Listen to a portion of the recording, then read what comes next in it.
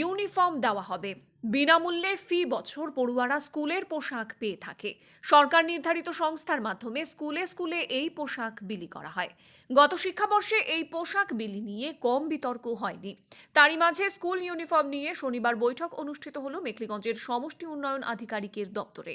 চলতি শিক্ষাবর্ষে যাতে সময় মতো স্কুলের পড়ুয়াদের মধ্যে পোশাক বিতরণ করা যায়, সেজন্যই আজকের এই বৈঠক অনুষ্ঠিত হলো বলে জানিয়েছেন মহকুমা শাসক অতনু কুমার মণ্ডল।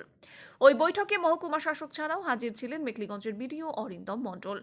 প্রশাসন সূত্রে জানা গিয়েছে, এবারও স্কুলের ইউনিফর্ম তৈরির দায়িত্ব দেওয়া হচ্ছে মহিলা স্বনির্ভর গোষ্ঠীগুলিকে নিয়ে গঠিত সংঘ সমবায়গুলিকে।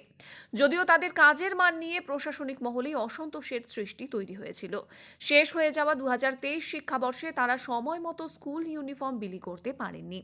এখনো বহু পড়ুয়ার কাছে স্কুল পোশাক পৌঁছায়নি। শুধু তাই নয়, সঠিক মাপজোক না নিয়ে স্কুল